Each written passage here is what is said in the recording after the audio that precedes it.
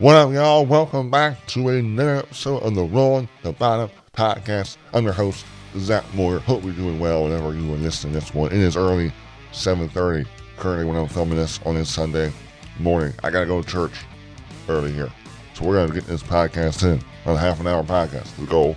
I don't know why I always bring up how long I'm trying to make podcasts, but I'm trying to hit the meat and potatoes, I'm not trying to make this thing a long podcast. No one's gonna watch me for half an hour. Maybe you are. I appreciate that. So we're going to start off with the Cup Series race, and then we're going to go into the Xfinity Series race. So the Cup Series race, guys. Wow. Ryan Blaney gets the win, his second win of the season. I believe he won Nashville, gets the win here. Coming to 2 laps ago, we saw Cole Custer and Ryan Blaney make a third lane. And somehow they got that third lane. And they got a little bit of help, though, to get the whole way to the front. We thought when guys were on the gas, this package was only as good for 2 lanes. Well, somehow they got a third lane going when the guys were going wide open. And Ryan Blaney won because he started a third lane. He talked about at the post-race press conference that they pretty much, Cole Custer and Ryan Blaney kind of made an agreement. If Cole goes up to the third lane, Blaney's going to follow him. And it just somehow worked out. But I think Blaney actually pitted. There was a caution for, I believe it was Joey Logano.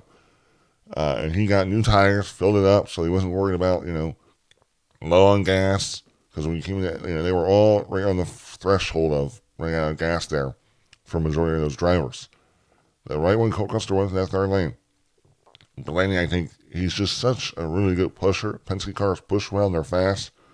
And then you get a little bit of help behind. That he just got up there, coming to the white flag. And then going down the backstretch in the final lap of the race, Cole Custer makes a move on the 7 of Justin Haley.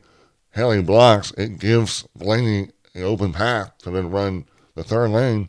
And then Blaney's blocking 2 lanes. And then the bottom lane doesn't get as much momentum. And Blaney's kind of using 2 lanes to help propel him to the front. And it all worked out. It was like 4 wide with Suarez, Haley, Blaney ahead by a half car.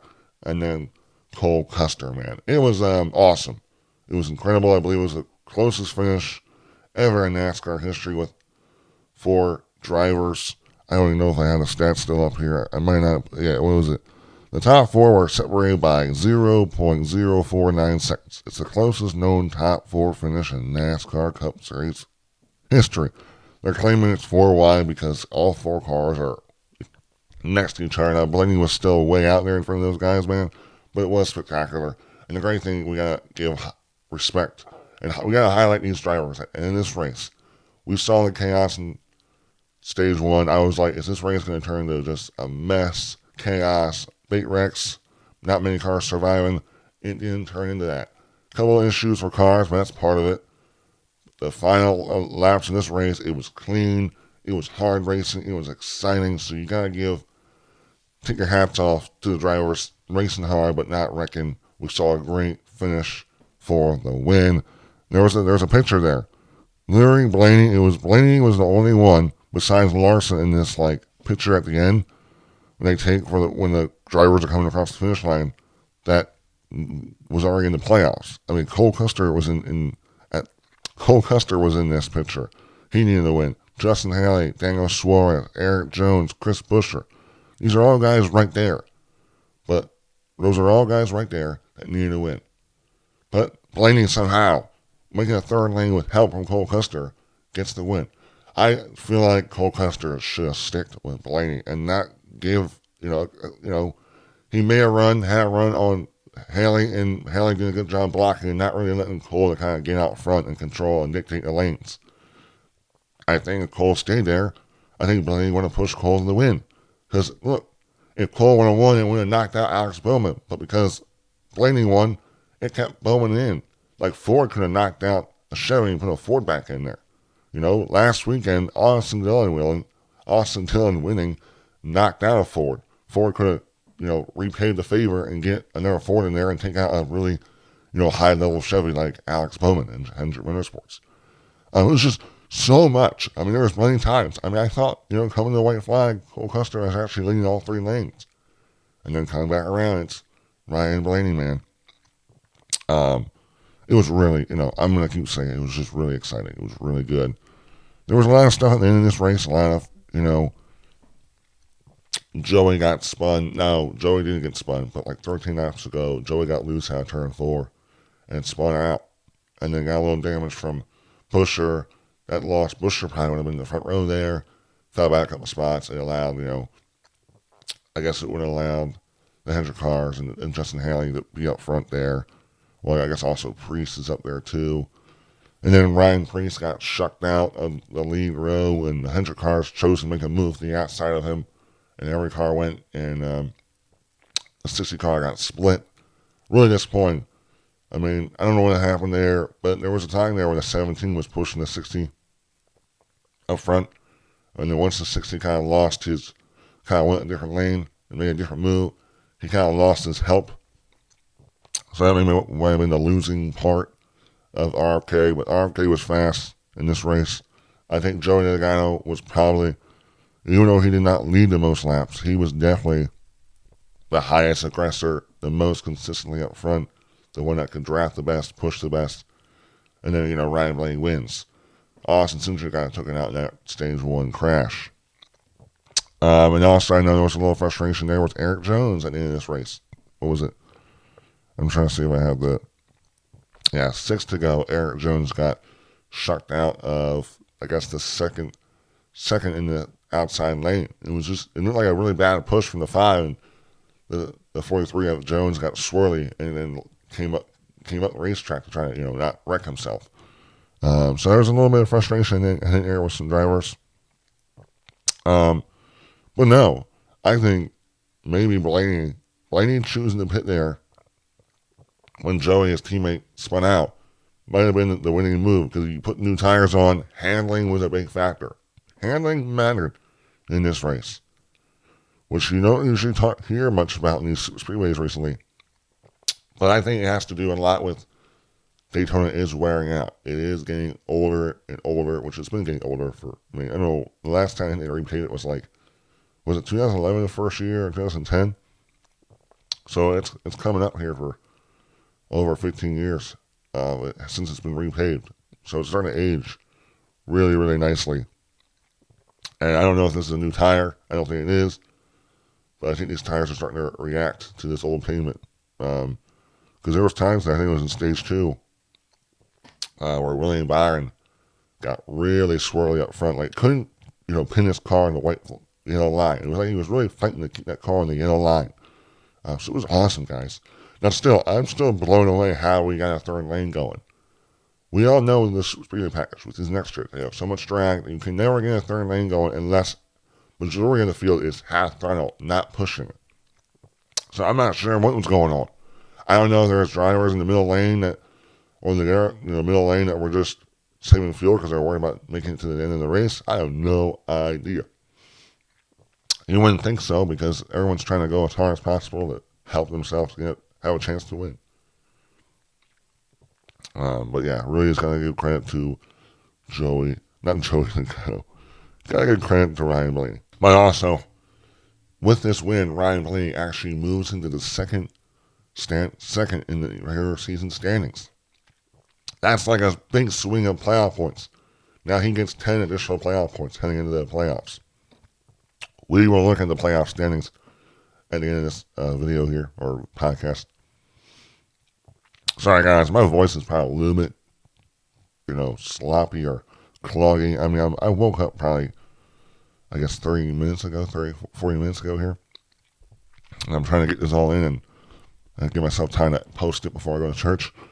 I'm not really sure if there was anything in stage 3. Of course, there was a lot of jockeying for position. We already kind of talked about Joey getting spun there. Really, Joey got loose. It wasn't even Jones touched him. The big missing, the 60 got split. There was also the 19 was out there, and he kind of had to get out of the gas and get out of the lane because he wouldn't have got wrecked. There was a couple guys that were really running up front, and the things just didn't work out for them in that stage. I have a lot of different stats. The thing about Ryan Blaney too, though, I have the stage. What was it? Let me see here. Shoot, if I can find it. Where are we at here? I have the Stage 1 report here from NASCAR. Blaney led 26 laps in Stage 1. And then the only other lap he led was the last lap. So Blaney, it seemed like, because Blaney was mostly in the back of the pack most of the, the rest, mostly all of Stage 1 and all of Stage 3, and then everything just worked out to make that third lane work. We actually saw Cody Ware up here leading laps in Stage 2. I want to say he probably led the most laps in Stage 2. He led 21 laps total, which ended up being the third most. Joey and Ryan Blaney teammates led the same amount of laps of 27. We talked about, man. The Fords are fast here. Top three cars that led laps were Fords. Jones led 10 laps. Ty Dillon led 9 laps. What we see here? Ross Chastain led 7. Cole Custer 7. John Hunter Nemechek 7. Shane Van Gisbergen 6. Daniel Suarez 6. Chase Briscoe 6. William Byron 5. Austin Dillon 4. Christopher Bell 4. Ryan Preece 3. Kyle Larson 3. Mika Badal 3. Justin Haley 2. Bubba Wallace 1. There was 8 cautions for 39 laps in this one. We'll talk about the big incidents early in this stage. What else? I just lost my train of thought. What I was going to think about. There's 44 lead changes. That's what I was going to think about. 44 lead changes. A lot of jockeying position. The end of these stages were awesome. Really exciting, big pushes. All three ends of, every stage, the end of these stages, every time I felt like we were going to wreck. Because you just see a car get really swirly. And then you're like, is he going to save it? How big? It's crazy. Some of these guys, they get these big, massive pushes. All of a sudden, you just see their car swirling. It's like, how in the world they're going 180 mile an hour and 190 mile an hour? How are they not wrecking, man? It's freaking crazy. It's amazing at the same time. Who won stages? Let me just make sure I'm paying attention. Yeah, Larson won Stage 1, and Ross Chastain won Stage 2. But if we go back to Stage 1, some big incidents that comes to 2 guys. It was Tyler Reddick and Alex Bowman. They were competing for points. Well, early there, it looked like, I think the 45 came up and the 38 come down. It was like a racing deal. Both of them spun coming out of turn 4. 38 got the least damage. He just kind of spun out there near the wall, but not at the wall. But then here came the 45. He had some hit the front of his car, rear impact. Now, at least luckily the impact wasn't that severe. It was a massive impact, but not enough to destroy him in his day. But that was massive. Because now it was going to end up being this big points swing, a big opportunity for Bowman to get big points. Well, everyone's talking about it. The big wreck. I don't know how many cars were involved. I have to check here. If I had the entire list of cars that were involved. Let me see here. So, it was, 1, 2, 3, 4, 5, 6, 7, 8, 9, 10, 11, 12. 12 cars involved. I don't know if it was that little. I think it was more than that. But, there was drinking cars that were taken out, done for the day because of this race. The Busch was done. The 2 car was done. The 23 car was done. Yeah, the 2 car impact. Austin Centric's impact, dude. Holy goodness, man.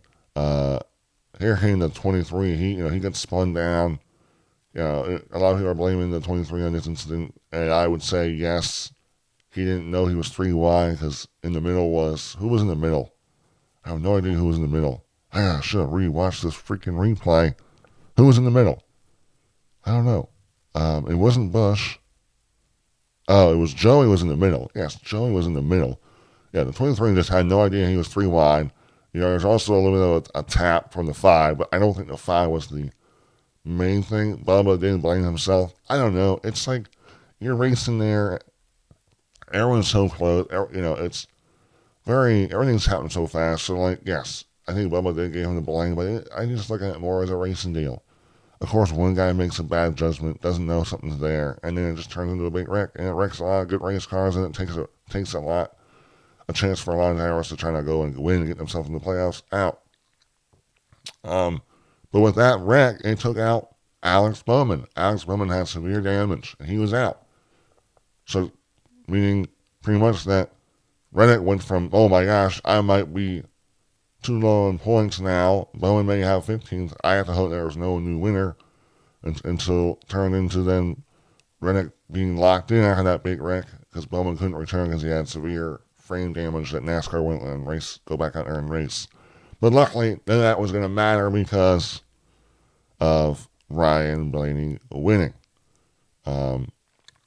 So yeah, that was the big wreck there. But yeah, it was kind of crazy. I mean, stage one was wild because of the Reddick and Bowman situation. Then you get the big wreck, and now you're like, well, is there going to be another big wreck? How much more cars are we going to do here?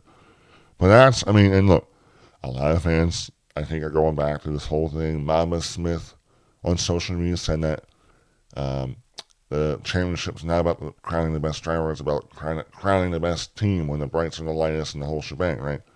Whatever he's fully said there. I think when you have Daytona and a big wreck happens like this, the majority of the drivers in that wreck had nothing to do with the wreck, saying stuff like it's about the best driver, best team. I mean, it's not really fair to a lot of drivers because they didn't have a chance, really. They had nothing, they couldn't control their outcome. There's too much luck in this sport to really talk about it being the best team. I guess I'm not sure where I'm going with this. This is going nowhere. But this Daytona being where it's at does create a lot of driver seasons ending without them having any control over it. Let's look at our top finishers. We're going really well here.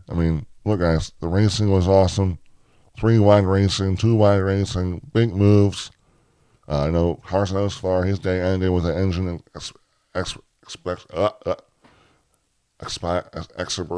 expiring. No, Carson Osvar's engine expired. Yes. Denny Hamlin was trying to nurse a beat up car from the big one, and he had a caution because I guess a tire went down. I was hearing there was some debris on the racetrack, some brake rotors or something, man. I don't know what was all going on, man. I'm all over the place in this podcast as well, man. Let's just look at some of our top finishers here. I kind of talk about the meat and the potatoes of this race, which was kind of my goal. Let me just hope I didn't screw. Okay, I was worried I didn't even put the top finishers on this note slide. I used Notes, the Apple Notes, and I just got to post a bunch of pictures and I jot down my notes on there to try to keep a reminder. But I didn't rewatch the highlights of the Daytona, not the Daytona 500. Gosh, I did watch the highlights of the Coke Zero Sugar 400 before I watched this on 2 times speed, so I could just watch it quick, get a refresher, and then film this podcast. So first, Ryan Blaney. Second, Daniel Suarez. Third, Justin Haley. Fourth, Cole Custer. Fifth, Eric Jones. Sixth, Kyle Larson. Seventh, Chris Buescher. Eighth, Ty Gibbs. Ninth, Josh Berry. 10th, Chase Elliott. 11th, Todd Gilliland. 12th, Michael McDowell. 13th, Christopher Bell. 14th, Ryan Preece. Shane Van Gisbergen. Shane Van Gisbergen finishing 16th is Shane's best finish. Is his best, I guess, the best finish for a rookie this year. I guess maybe he means on an oval. I don't know.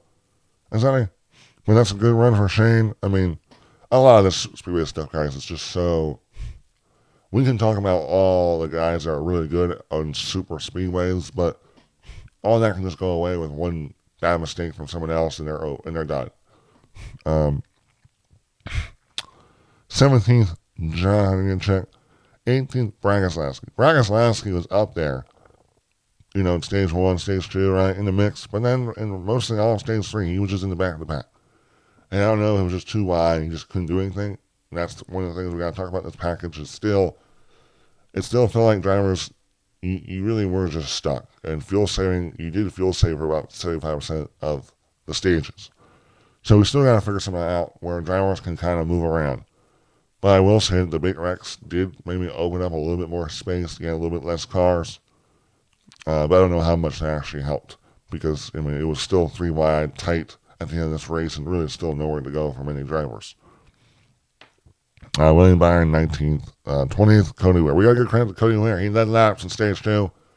And then Joey made a move late in stage 2 and put a move on Ware, and then mostly everyone went with Joe in and kind of hung Ware out to dry. That's maybe just more of, even though that's a Ford, Joey gave, drying out a Ford. I think they just don't think that Ware was a good enough leader. I don't think, I think Ware is a solid speed racer. I mean, Rick Ware Racing, Roush Shakes engines, Roush Shakes always brings good power to the track. So I just think it's maybe just people didn't trust Ware, didn't like pushing Ware. I'm not sure, though, really. 21st, Tyler Reddick. 22nd, Ty Dillon. Ty Dillon done laps in this race, a couple laps. He was up there. I was like, man, if he can keep himself up there. Briscoe, like we talked about, kind of got shucked out there. He was almost going to wreck, had to get out of the actual lane, the outside lane, and just got hung out to dry. 24th, Austin Dillon was really hoping to just help push Kyle Busch. But when Busch got out, took it out in that massive wreck, he just now was going to go out there and try to win it for himself. Denny Hamlin, 25th, man. Denny was in that big wreck too, man. 26th, AJ Allmendinger. 27th, Joey Logano. Yeah, Joey got spun there that we talked about with 13 to go. Joey Gase, 28th. Casey Mears. And then, from Casey Mears, Austin Dillon, 30th. Zane Smith, 31st. 32nd, BJ McLeod. 33rd, Kyle Busch. 34th, Carson Hocevar. 35th, Ricky Stenhouse Jr., 36th, Alex Bowman, 37th, Bubba Wallace, 38th, Noah Gragson, 39th, Austin Cindric, and 40th, Riley Herbst. All those guys were involved in the big accident. I'll go back. I mean, really good run for Daniel Suarez, finishing second. Good run for Justin Haley, third. Fourth, Cole Custer. All three of those guys are guys that are outside even the top 20 in points. Maybe closer to the top 25 in points. So, really a good run for them. Now, it's a super speedway, so maybe they don't take as much from it because it's not at one of those your traditional tracks. But still, it has to feel good momentum. But that just shows you guys, if Blaney didn't create that third lane, I think we get a new winner. We were probably going to get a new winner if Blaney didn't create that third lane and Custer didn't go and make a block on Haley and it didn't really work out and Blaney had an open gap to the front.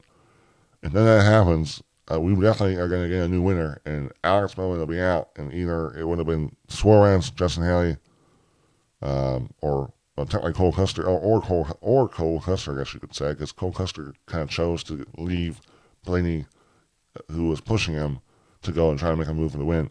I really do feel like if Cole Custer didn't make that move to try to go and get around Haley, he would have won this race because he wouldn't have Blaney pushing him. And I don't know if Blaney would have made a move at the last moment. Because Ford could have knocked out Alex Bowman when the week before, Austin Dillon would have knocked out, would have been Chris Buescher. So, there was a lot of scenarios in this race that we already talked about that could have played out, but it never did. Now, we already talked about, Blaney got moved into the second overall in points. Byron won the regular season championship. He got that thing up last week at Richmond, but those are big point swings. Hamlin goes to 6 in points. He was once in the top 4, man. So big point swing for a lot of drivers. Let's look at the playoff standings now. I don't know how far I'm going to go into this. I don't want to get too far into this. But Larson is first, plus 26. William Byron, plus 26. Denny Hamlin, plus 123. Ryan Blaney, plus 20.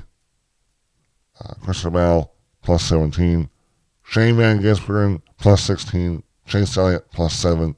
Chase Briscoe, plus 4. Bubba Wallace, plus 2. Austin Cindric, plus 2. Ross Chastain, plus 1. Joey Logano, plus 1. And then Josh Berry, minus 1. Tyler Reddick, minus 1. Austin Dillon, minus 2. Alex Bowman, minus 5. Yeah, man. I mean, I would say right now, Kyle Larson, plus 26. William Byron, plus 26. Denny Hamlin, plus 23. Ryan Blaney, plus 20. Those are all, they're all sitting really well to start off the playoffs. But then everyone else, you can even say Christopher Bell, Shane Van Gisbergen, they're sitting really well. I would really just say William Byron. I would say Denny Hamlin, William Byron, Kyle Larson, they're sitting really well. But, anything, everyone's so within points that really you can say, oh my gosh, Alex Bowman's only, with 5 points, he's last with 5 points out, but anything can happen. in one race. Alex Moulton go out there and win at Darlington. I'm not going to give you my eliminations in this video. I'm going to say that for a separate video. I just want to highlight the Xfinity Series race quick, and then we can get out of here. Congratulations to Parker Clearman. And I guess Connor Zilisch. Connor Zilisch started the race. He was on the pole, but there was qualifying was rained out, so it was set by a metric. But after the first caution of the race, Zilisch got out. Parker Clearman came in, and then Parker Clearman raced the rest of the race. And Parker Clearman won the freaking race. He had help on the outside lane there with his teammate Sammy Smith. Justin Allgaier was in the bottom lane. I forget exactly who was pushing him. Whoever finished fourth in this race. I guess again Jesse Love was pushing Allgaier. It just all worked out that Parker Clearman got the push and took the win. It's really cool for Parker because Parker won the Truck Series race back in February for Henderson Racing 75 truck, but it got taken away because he was disqualified, I think, for either the truck being too high or too low in the rear of the truck, I believe. So that was so disappointing for Parker to not have that win count towards his record book. And then guess what? This win, he crossed the finish line first at Xfinity, but due to the rules, whoever starts the race gets credited with the win and all the points that are earned. Is that substitute driver does win the race. So 2 wins Parker Clearman has had, and then they don't go towards his racing reference stats. So they don't go towards his win column. That would have been Parker Clearman's first Xfinity Series win, but it doesn't count. But still, to me, I think Parker a really cool story. I know Parker was just blown away that Dale Earnhardt Jr. was calling him to go drive one of his cars. I think Parker's a very talented race car driver. He's almost 40 years old, but I think he made that 48 car, for what was it, the 48 Big Machine Racing, that car way better than what it is. But also we're seeing what Nick Sanchez can do in that number 48 car too. But I think, Parker Clearman is a very talented race car driver, and maybe just didn't get all the opportunities right, or maybe wasn't ready for the opportunities. Cause I know he did race for Penske for a little bit and just didn't have that overall same success. But really just a beautiful story. It is though funny though that Connor Zilisch, 2 races that Connor Zilisch didn't race the entire race, or didn't really race in the race at all, the substitute driver won. Kyle Larson won in Texas when Zilisch was dealing with his injury after crashing in Talladega. And in this race, Zilisch starts the race, but because they're not trying to risk injury because he broke his collarbone, still has surgery, trying to get that thing a little bit healed up. Parker Clearman goes in there and wins. You can tell that I think you can tell that Connor Zilisch was a little bit more happier with Parker winning than maybe Kyle Larson winning in his car. But I think it was cool though to see Connor go up to Parker and congratulate him and hug him. Excuse me. So that was just really cool. But yeah, this race was 3-wide racing. It was your typical racing. The junior motorsports cars really pushed well. Hill was up there. I mean, I'm trying to think who led the most laps in this race. Yeah, I guess it was Ryan Seeley led the most laps in this race. We saw Sammy Smith. Yeah, Sammy Smith I thought had a really, really good car as well. I'm not sure what happened, but yeah, also Hill kind of got shucked out there, got wrecked at the end of this race, finished 25th. A lot of cars were involved in wrecks. I know Hill was mad that the junior motorsports cars weren't pushing him. I don't know if Hill's ever going to get the friends or the respect and that maybe he deserves or whatnot, because I think people are not trying to push a guy that wrecked some guy. I think the respect level, drivers aren't respecting Hill maybe the same way they used to. Maybe that's why he wasn't getting the respect out there, getting the pushes. But also, I think people need to realize Hill is one of the best plate drivers out there. I think the hard thing for Hill is that Hill just could never get himself in the front and control the race. Qualifying got rained out, so he couldn't qualify. He probably would have been top 1 or 2 there. So I understand the frustration, man, but yeah, that is what it is. I saw that wild sequence. Harrison Burton got spun by Matt Benedetto. It was a misjudgment. He spun, and then there was damage on the splitter, and I guess what I saw is fiberglass hit him.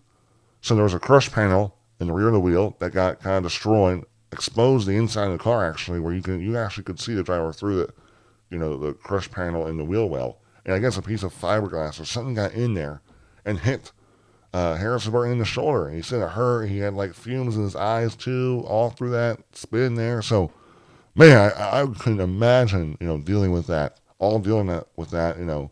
Luckily he was going slow, but then he was still getting ready to go, racing here. He was putting water in his eyes and all that. So that was a wild sequence. Under top 10 was Kyle Jones for second, Sammy Smith. Third, Justin Allgaier. Fourth, Justin Love. Fifth, Sam Mayer. Sixth, Brandon Jones. Seventh, Dean Thompson. Eighth, Garrett Smitley. Ninth, Brendan Poole. And 10th, Carson Kvapil. I don't want to get too far into this. Who won the stages? Sammy Smith won stage 1.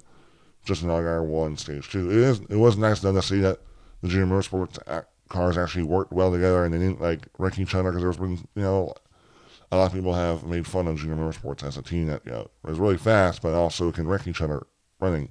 I think there was a chance there where all 4 of those cars wrecked each other at a plate track. I forget what track. I think it was Daytona at, one race or something like that. We look at the playoff standings here, man.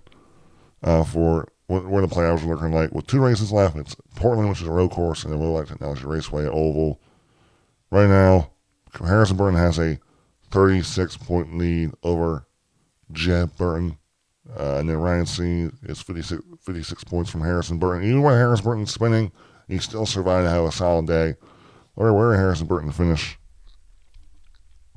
He finished 16th. Good rebound. But now, I think it's really, you're going to look at Jeb Burton, and you're going to say with 36 points. I mean, it's still doable in 2 races, but Harrison Burton is a very consistent guy. I feel he's consistently a top 15 guy. But yeah, looking forward to seeing how that all plays out. Portland, they'll be in Portland, so NASCAR, Truck Series, and Cup Series will be at Darlington, but the next Xfinity Series will be racing in Portland at the road course. So it should be kind of fun to watch those 2 races. But again, guys, I really enjoyed both races. A lot of fun to watch, trying to cover them. Stay tuned to a lot of content this week. Especially I'm going to post my schedule videos. But I will say, guys, I will be back covering NASCAR weekend, the Southern 500. I'll be in Darlington covering the weekend, asking playoff drivers questions, experiencing the Southern 500 as a media member. Last year, I experienced it as a fan. I sat there and camped the infield. It was awesome. And now I'm going to do it as a fan. So looking forward to it, guys. Stay tuned. There's going to be a lot of, media content probably this week for a lot of drivers. So there's going to be a lot of good sound bites. I encourage you to go follow people like Bob Packers for Fox Sports, Jeff Gluck for The Athletic, Jordan Bianchi for The Athletic, Dustin Long for NBC Sports. There'll be a lot of good stuff, guys. Playoff time for the Cup Series race. Cup Series time. Playoff time for the Cup Series, baby. Let's roll. Overall, thank you guys for watching today's podcast, or watching this podcast. It means a lot. Overall, I got to stop talking. Goodbye. See you next week.